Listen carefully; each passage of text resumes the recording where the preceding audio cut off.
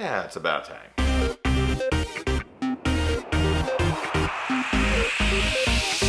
Ginger Runner.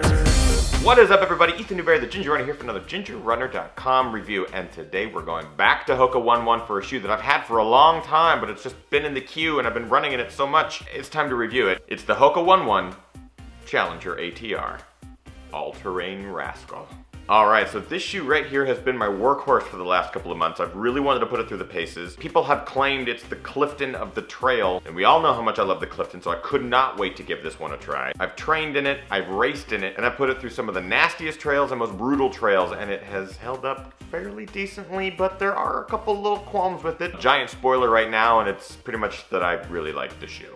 But let's find out why. Things that I like about the Hoka One One Challenger AT Rascal. Light cushioning. It's very similar to the EVA midsole material that is used in the Clifton, if not the same. With a 29-24mm stack height and a 5mm offset, this shoe is very similar to the Clifton. I really like that midsole material. It's nice and light and airy, and it gives you plenty of cushioning for those long runs on the trail, and it's dynamite Clifton-like. As I mentioned, people claim that this is the Clifton of the trail. For those of you not familiar, go watch my Hoka One One Clifton review right there. And you know what?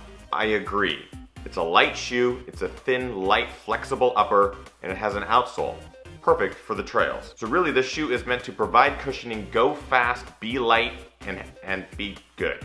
My vocabulary is on point this evening. The upper fit. I really dig it. Seamless all the way across. A nice wide toe box. It gives you a little bit of stretch in there. I really have had no qualms with the upper whatsoever. It's gotten muddy, it's gotten wet, it's drained really nicely. Again, very similar to the Clifton upper, which I also dug. Outsole. The outsole on this shoe has 4mm lugs, independent rubber areas, so all of the outsoles separated. There's EVA in between, so you're not getting a full rubber outsole, which is nice. It actually gives you a little bit more flexibility, weight loss, and overall comfort on the trail. But really, it's those lugs that shine. They have worked wonders. Running the North Face 50 miler at the beginning of December, there's a lot of mud. If you've seen my film, you know. And this is the shoe that I wore for that race, and these lugs actually did damn well in that mud. I was skeptical, but they worked. Weight.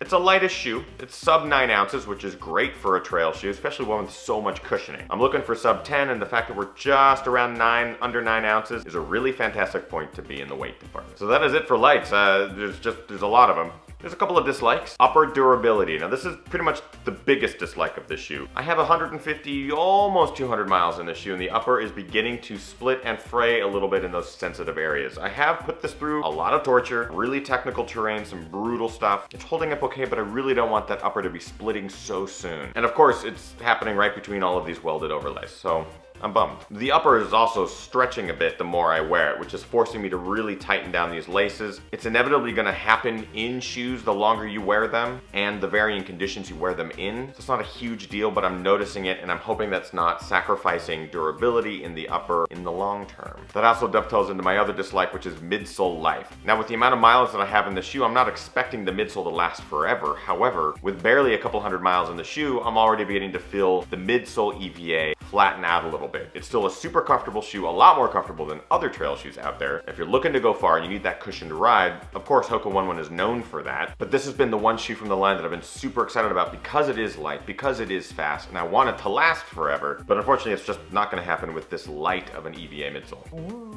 But that's it for dislikes, which is whip my face with the lace. So put your thinking caps on here, and yeah, you'll realize that I totally enjoy this shoe. I think it's fantastic. It is my go-to trail shoe, really all types of terrain. I am rotating other shoes in, obviously for review purposes, but I always want to go back to the Challenger AT Rascal, particularly for the longer runs, 15 miles plus, just because of the duration of those runs, the extra cushioning, the grippy outsole, and the comfortable upper that contribute to a really wonderful experience for a long day out there on the mountain trails. So let's get on with those points. Quality, I'll give it 4 out of 5. I do want to round down a little bit, but I will give it 4 out of 5 because it has given me such a pleasant ride for so long. The fact that it is fraying a little bit in the upper bodes not well for the future durability of this shoe, but the experience you get out of it is quality, so 4 out of 5.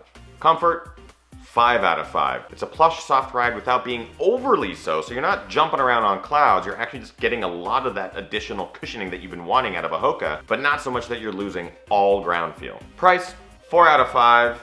It's $130, but you can probably find them on sale or REI with a discount or something like that for a little bit less, but $130 is on the cheaper end of Hoka, which is great, but it's still a little pricey. And finally, looks, 4 out of 5. I think it's a good looking shoe. The other color stay is also okay, but I dig the looks, so 4 out of 5. That brings our grand total to 17 out of 20. Great score for this shoe. I dig it. I think you will too. I know a lot of you actually have been running in the shoe and you've been dying to hear what I thought about it. So let me know in the comments below, those of you who have run in the Challenger ATR, or AT Rascal as I'm calling it. Let me know what you think of it. Do you like it? Do you hate it? Are there things about it that you really enjoy and some things that you do not? Are you getting some of the seam fraying? Let me know. And that, my friends, is it for today's review. I hope you enjoyed it. If you did, like, favorite, and subscribe to this channel. If you did not like it, send it to your enemies. Make sure you follow me on all the social networks. Over on Twitter, it's @TheGingerRunner. On Facebook, facebook.com/TheGingerRunner. On Instagram, it's @EthanNewberry. And of course, GingerRunner.com for all things ginger and stuff. I hope you're getting out there training hard, racing harder, and partying the hardest. I know I am. In these shoes. We'll see you guys next week. Okay, bye.